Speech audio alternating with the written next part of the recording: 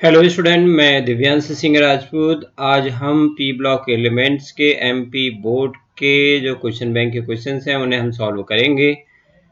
तो इसके अंदर फर्स्ट क्वेश्चन है फिल इन द ब्लैंक। इसे हम सॉल्व करते हैं। तो क्वेश्चन है dot dot is the chemical formula of laughing gas. तो लॉफिंग गैस का केमिकल फॉर्मूला होता है N2O nitrous oxide. Laughing gas है जिसका यूज जनरली डेंटिस्ट करते हैं। ठीक। Second fill in the blanks है dot dot is called chalcogen. Chalcogen हम ग्रुप 16 के एलिमेंट को बोलते हैं। Group 16 is called chalcogen. Chalcogen means होता है ore forming element. Ore forming element. Now third है group 17 element is known as. इन्हें बोला जाता है halogen. Halo means salt, gen means generate करने वाले। सॉल्ट फॉर्मिंग एलिमेंट को हम बोलते हैं हेलोजन।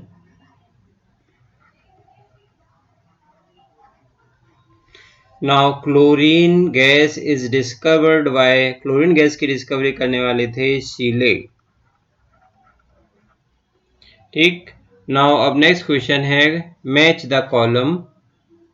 तो फर्स्ट है हाइड्रोजन सल्फाइड एक इंपॉर्टेंट लेबोरेटरी रिएजेंट होता है। ऑरेंज स्प्लैश जो होता है वो क्रोमाइल क्लोराइड CrO2Cl2 का होता है। And then bleaching by chlorine, it is an oxidation process.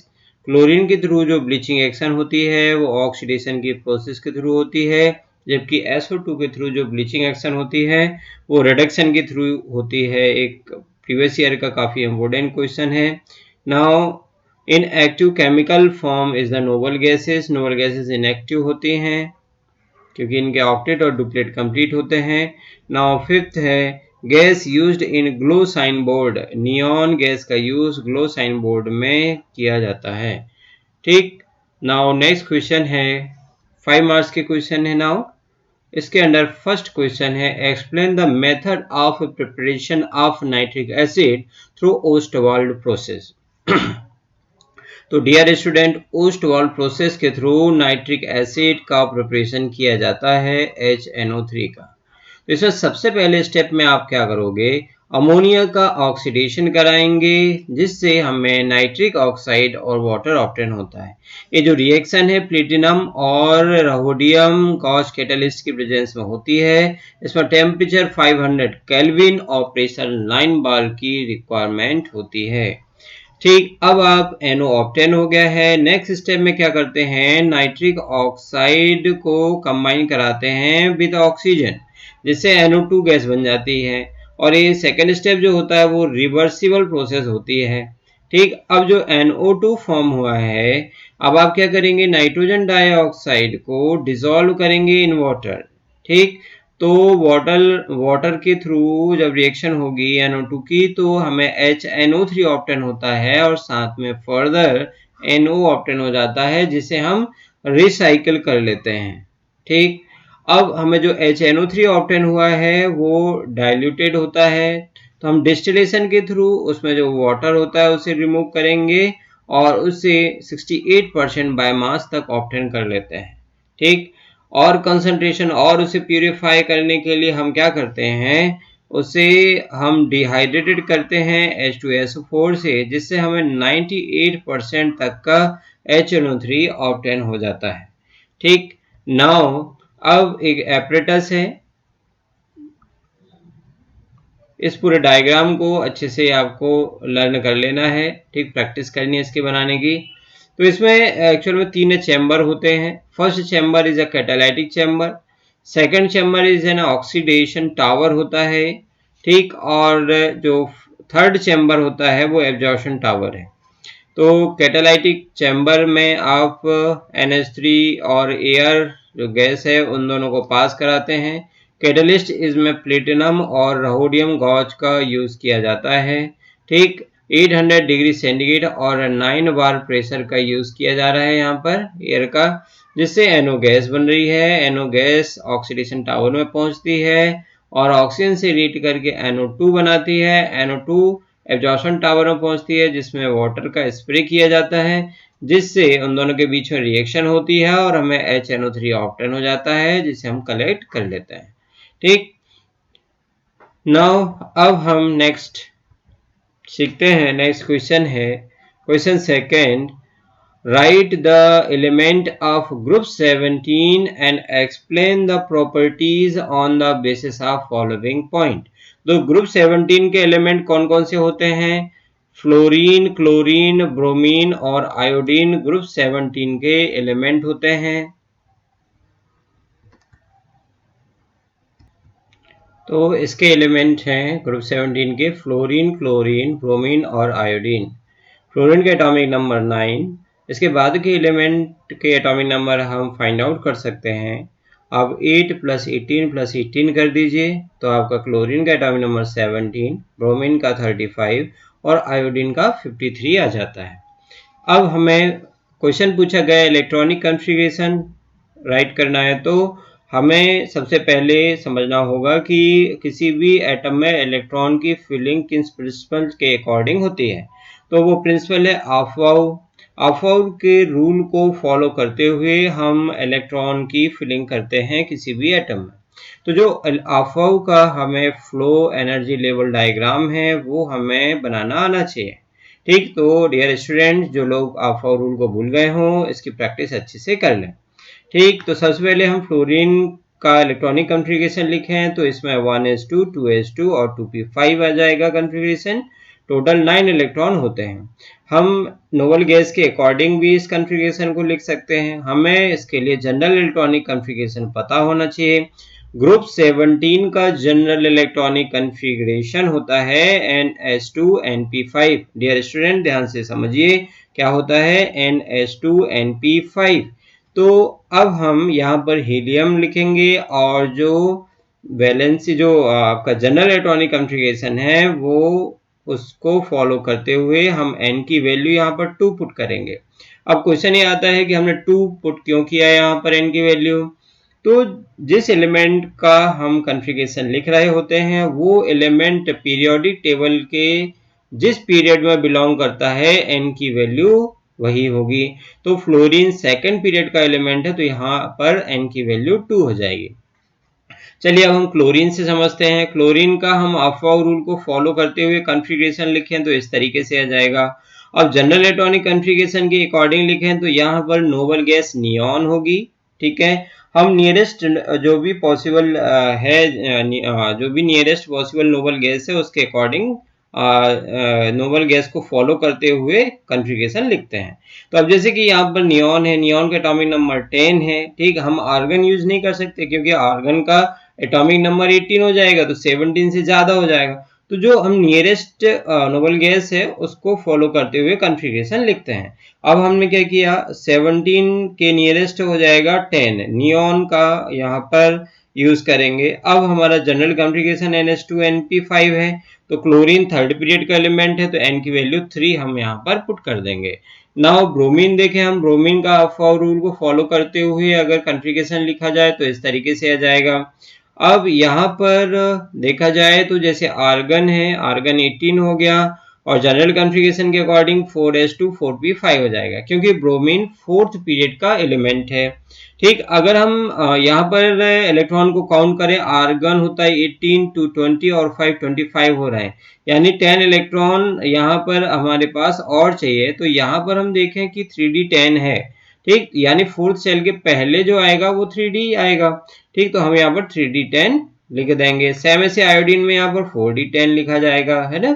Aufbau rule को फॉलो करते हुए हम इस पूरे कॉन्फ़िगरेशन को लिखेंगे और जब नोबल गैस के अकॉर्डिंग कॉन्फ़िगरेशन लिखेंगे तो क्योंकि आयोडीन फिफ्थ पीरियड का एलिमेंट है तो यहाँ पर 5s2 5p5 हो जाएगा और यहाँ पर 4d10 भी लिख देंगे हम। ठीक, तो इस तरीके से कॉन्फ़िगरेशन कंप्लीट हो जाएगा। ठीक, नाउ अब हमारे पास नेक्स्ट है इलेक्ट्रोनेगेटिविटी। तो क्वेश्चन आता है व्हाट इज इलेक्ट्रोनेगेटिविटी। तो इलेक्ट्रोनेगेटिविटी होता है it is the tendency to attract shared pair of electron, right. तो सबसे ज्यादा इलेक्ट्रोनेगेटिविटी होती है fluorine, then chlorine, then bromine, then iodine. Down the group आते हैं तो इलेक्ट्रोनेगेटिविटी डिक्रीज होते जाती है। Fluorine is the most electronegative element in the periodic table. पूरी पीरियोडिक टेबल में जितने भी एलिमेंट हैं नोन, सब में सबसे ज्यादा इलेक्ट्रोनेगेटिविटी होती है फ्लोरीन की, राइट। नाउ अब हमारे पास नेक्स्ट है ऑक्सीडेशन नंबर। तो जो ग्रुप 17 है उनका जनरल अगर देखें हम तो ऑक्सीडेशन नंबर -1 +1 +3 +5 और +7। ऑड नंबर वाले ग्रुप के ऑक्सीडेशन नंबर ऑड ही होती है जनरली। तो इनका जनरल इलेक्ट्रॉनिक कॉन्फ़िगरेशन हम देखें NH2NP5 होगा, इसमें Nd भी होते हैं एलिमेंट में, लेकिन उसमें इलेक्ट्रॉन 0 है ग्राउंड स्टेट में। तो ग्राउंड स्टेट में अगर हम देखें कॉन्फ़िगरेशन के अकॉर्डिंग तो इसमें एक अनपेयर्ड इलेक्ट्रॉन होगा, यानी उनकी ऑक्सीडेशन नंबर -1 या +1 होगी। फर्स्ट एक्साइटेड स्टेट में देखें तो यहाँ पर जो Np का इलेक्ट्रॉन है वो एक्साइटेड होकर Nd में चला जाएगा, और अब total number of unpaired electron हो जाएंगे 3, यानी उसकी ऑक्सीडेशन नंबर होगी +3 की। नाउ सेकेंड एक्साइटेड स्टेट में फर्दर Np का इलेक्ट्रॉन एक्साइटेड होकर Nd में चला जाएगा, और अब हमारे पास 5 अनपेयर्ड इलेक्ट्रॉन हो जाएंगे, यानी ऑक्सीडेशन नंबर हो जाएगी +5 की। थर्ड एक्साइटेड स्टेट में Ns का इलेक्ट्रॉन एक्साइटेड होके Nd में चला जाएगा, और अब हमारे पास 7 अनपेयर्ड इलेक्ट्रॉन हो जाएंगे, यानी उसकी ऑक्सीडेशन नंबर हो जाएगी +7 की। तो इस तरीके से हमें ऑक्सीडेशन नंबर को एक्सप्लेन करना है ग्रुप 17 की, राइट।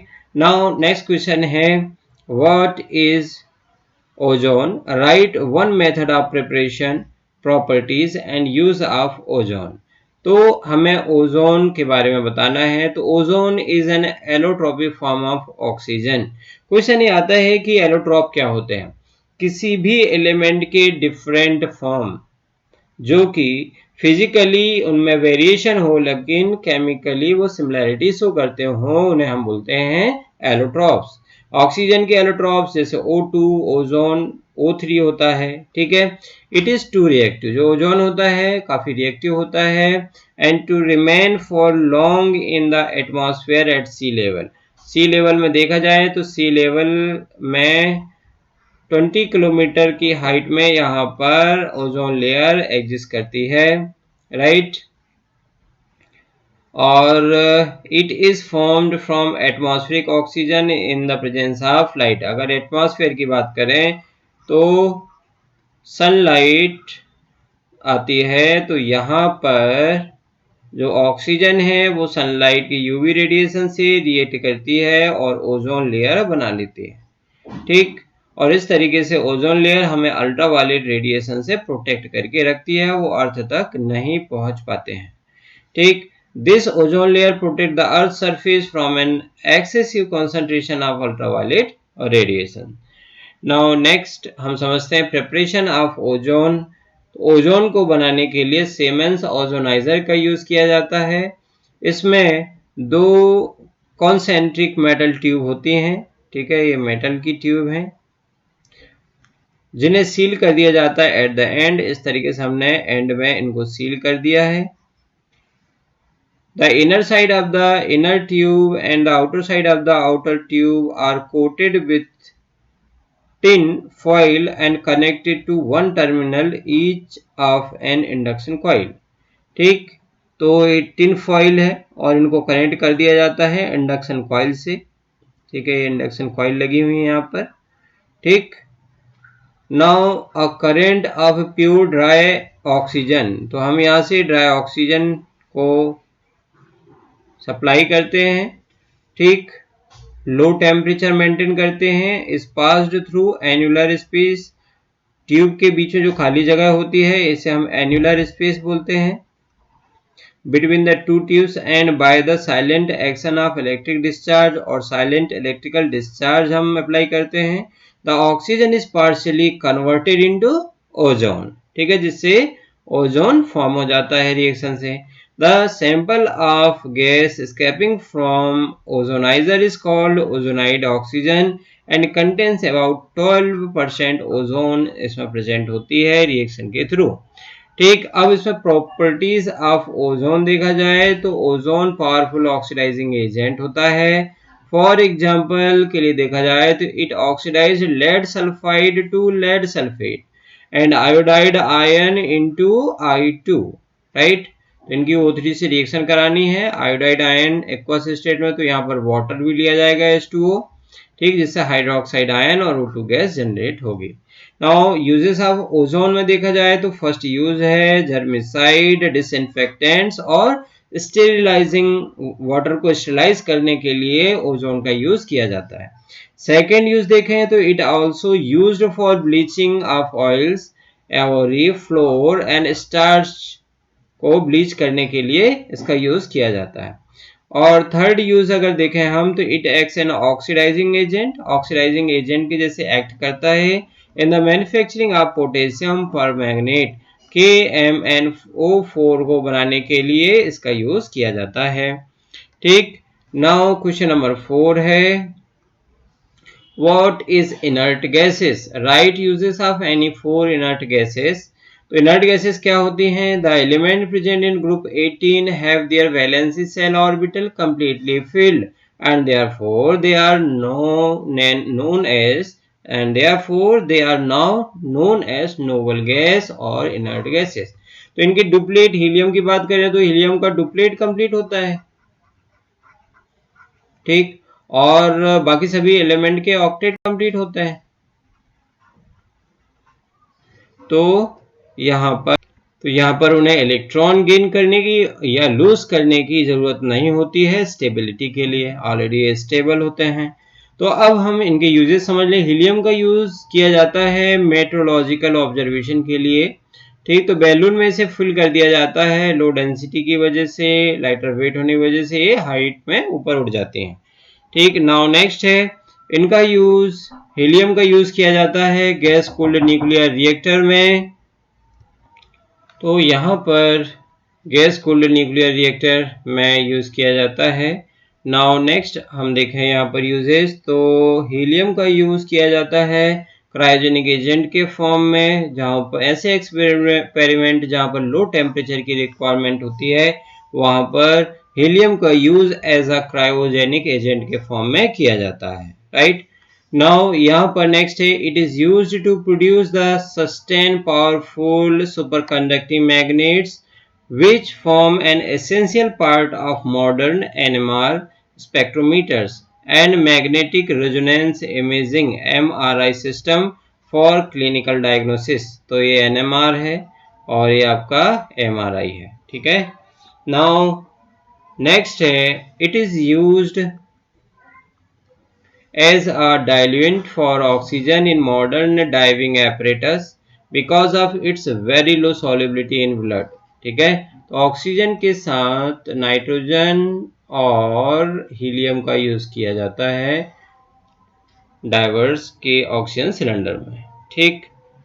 नाउ नियॉन का यूज देखें तो नियॉन का यूज होता है डिस्चार्ज ट्यूब में, डिस्चार्ज ट्यूब है, इसमें नियॉन का यूज होता है, फ्लोरेसेंट बल्ब, CFL जो होते हैं, एंड एडवर्टाइजमेंट डिस्प्ले पर्पस के लिए यूज किया जाता है। इसके अलावा neon bulb are used in botanical garden, botanical garden में यूज किए जाते हैं नियॉन बल्ब का, ठीक, एंड इन ग्रीन हाउसेस में भी इनका यूज किया जाता है। नाउ नेक्स्ट अपन देखें तो argon is used mainly to provide an inert atmosphere in high temperature metallurgical process. जहाँ पर हाई टेम्परेचर मेटलर्जिकल प्रोसेस होती है वहाँ पर इनर्ट एटमॉस्फेयर जनरेट करने के लिए ऑर्गन का यूज किया जाता है। जैसे आर्क वेल्डिंग हो गया मेटल की, और एलॉय की वेल्डिंग के लिए इनका यूज होता है आर्गन का। And for filling electric bulb, electric bulb में फिल किया जाता है इसका। It is also used in the laboratory for handling substances that are air sensitive, ठीक। तो एक इनर्ट एटमॉस्फेयर प्रोवाइड करने के लिए सबसे ज्यादा ऑर्गन का यूज हम करते हैं। नाउ क्रिप्टॉन एंड जेनॉन का यूज हम गैस फिल्ड लैंप में करते हैं। क्रिप्टॉन और जेनॉन का mixture also used in some flash tubes and high speed photography में इनका यूज किया जाता है।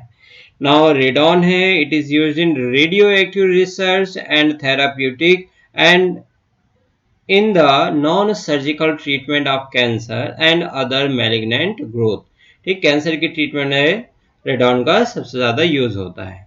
नाउ नेक्स्ट क्वेश्चन है, explain the Haber's process for preparation of ammonia with diagram. तो हैवर प्रोसेस के थ्रू अमोनिया बनाया जाता है। हैवर प्रोसेस में हम नाइट्रोजन और हाइड्रोजन की रिएक्शन करवाते हैं in the presence of catalyst. यहाँ पर आयरन ऑक्साइड का यूज किया जाता है। ठीक, potassium K2O potassium oxide and aluminium oxide Al2O3 का यूज किया जाता है, जिससे अमोनिया जनरेट होती है 2NH3। ठीक, एक एक्सोथर्मिक प्रोसेस होती है। तो इन अकॉर्डेंस विथ लिच-टेलियर प्रिंसिपल, अब बात यह जाती है कि हमें कितने टेम्परेचर कितने प्रेशर की रिक्वायरमेंट होगी। तो यहाँ पर टेम्परेचर 700 केल्विन के अराउंड और प्रेशर 200 ATM के अराउंड हमें मेंटेन करना होता है। तो लिच-टेलर प्रिंसिपल के अकॉर्डिंग देखा जाए तो यहाँ पर हाई प्रेशर की जरूरत होती है, would favour the formation of ammonia. The optimum condition for the production of ammonia और a pressure of 200 into 10 to the power 5 pascal या फिर about 200 ATM प्रेशर इसे बोल सकते हैं। Now a temperature of approx 700 Kelvin required for this process and the use of catalysts such as iron oxide with the small amount of potassium oxide aluminium oxide to increase the rate of attainment of equilibrium, यानी कि यहाँ पर K2O and Al2O3 equilibrium को attain करने में help करते हैं। Right, तो ये जनरली एक रिवर्सिबल प्रोसेस होगी। नाउ इस डायग्राम को हमें लर्न करना है। इस डायग्राम में हम हाइड्रोजन और ऑक्सीजन को सप्लाई करेंगे। यहाँ पर एक कंप्रेसर होता है, 200 ATM प्रेशर हम यहाँ मेंटेन करते हैं। गैसेस कंप्रेस होती हैं, फिर उन्हें कैटालाइटिक चैम्बर से पास कराया जाता है, जहाँ का टेम्परेचर हम 700 केल्विन के अराउंड मेंटेन करके रखते हैं। रिएक्शन होती है नाइट्रोजन और हाइड्रोजन के बीच और अमोनिया प्रोड्यूस होती है। अब अमोनिया को हम कूल करके यहाँ पर लिक्विफाई करके कलेक्ट कर लेते हैं। रिमेनिंग नाइट्रोजन और हाइड्रोजन जिनके बीच रिएक्शन नहीं होती है, उन्हें फिर से रिसाइकिल कर देते हैं पंप के थ्रू। ठीक, तो इस डायग्राम की आपको प्रैक्टिस कर लेनी है। नाउ क्वेश्चन नंबर 6 है, noble gases does not form compound easily while xenon form compound, explain with diagram of two compounds। तो पहला क्वेश्चन आता है कि नोबल गैसेस कंपाउंड फॉर्म नहीं कर सकती, क्यों?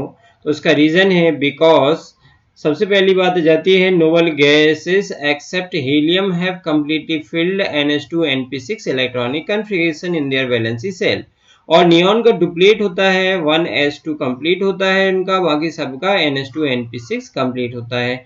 तो कंप्लीट, डुप्लीट और ऑक्टेट होने की वजह से ये स्टेबल होती हैं, और जब स्टेबल है तो किसी के साथ रिएक्ट नहीं करेंगी, यानी कि no gain no loss of electron.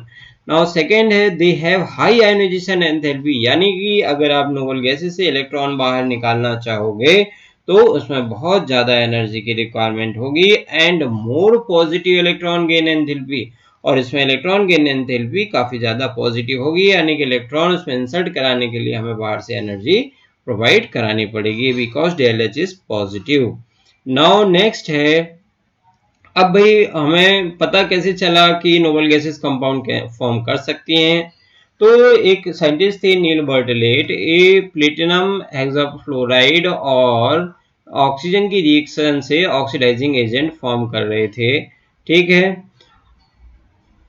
Die ऑक्सीजनाइल hexafluoride Palatinate 5th का फॉर्मेशन कर रहे थे। ठीक, फिर उन्हें एक बात अज्यूम की, उस बात को समझा कि ऑक्सीजन और जेनॉन में कुछ सिमिलैरिटीज उन्हें देखने के लिए मिली कि जेनॉन और ऑक्सीजन की जो फर्स्ट आयोनाइजेशन एनर्जी है वो approximate closer to each other, थोड़ा बहुत ही अंतर होता है, बाकी दोनों में सिमिलैरिटी होती है फर्स्ट आयोनाइजेशन एंथैल्पी में।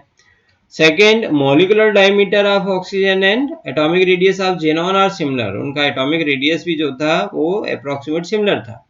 तो on this assumption Bartlett react xenon and PTF6। अब उसने क्या किया, PTF6 और O2 की रिएक्शन करवा रहे थे, अब उन्होंने O2 की जगह किसको रख दिया, जेनॉन को, ठीक, इन gas face and orange yellow solid of the compound XePTF6 was obtain, और उन्हें देखा कि जेनॉन और PTF6 के बीच में रिएक्शन हो गई है और उन्हें XePTF6 कंपाउंड ऑब्टेन हो गया है। तो इस तरीके से अब तक हम जो मान रहे थे कि नोबल गैसेस कंपाउंड फॉर्म नहीं करती हैं, वो नील बर्टनेट ने इस बात को प्रूफ कर दिया कि नोबल गैसेस भी कंपाउंड फॉर्म कर सकती हैं और उसमें सबसे ज्यादा जेनॉन गैस फॉर्म करती है।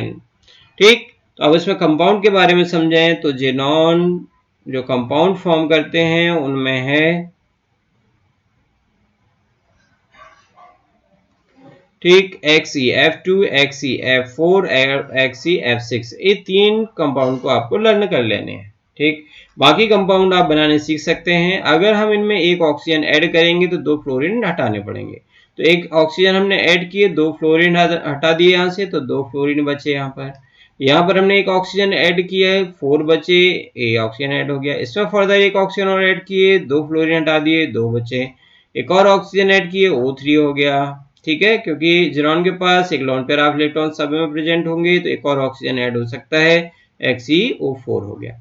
अब हम इनके हाइब्रिडाइजेशन निकालना सीख लेते हैं। तो हाइब्रिडाइजेशन निकालने की ट्रिक है कि आप क्या करेंगे, number of sigma bond count करेंगे, number of sigma bond plus number of lone pair of electron, number of lone pairs.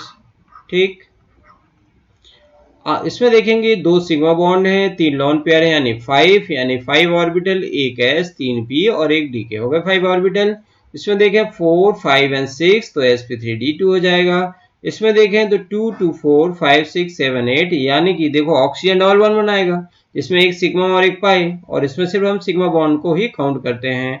तो 2 फ्लोरीन के सिग्मा बॉन्ड, एक ऑक्सीजन का सिग्मा बॉन्ड और ये दो लोन पेयर यानी 5, मतलब हाइब्रिडाइजेशन हो जाएगा sp3d। यहाँ पर देखें 6, 7, 8 यानी 6 सिग्मा, एक लोन पेयर 7 यानी हाइब्रिडाइजेशन हो जाएगा sp3d3। ठीक, इसमें देखें हम 4 to 6, 7, 8 यानी 5 and 1, 6 मतलब sp3d2 इसका हाइब्रिडाइजेशन होगा। इसमें देखें हम 2 to 4 to 6, 7, 8 यानी कि 4, 5 इसका हाइब्रिडाइजेशन हो जाएगा sp3d। और यहाँ पर देखें 3, 4 इसका हाइब्रिडाइजेशन होगा sp3 और 4 इसका भी हाइब्रिडाइजेशन होगा sp3। तो इस तरीके से ट्रिकी फॉर्म में बड़ी आसानी से हम हाइब्रिडाइजेशन फाइंड आउट कर सकते हैं।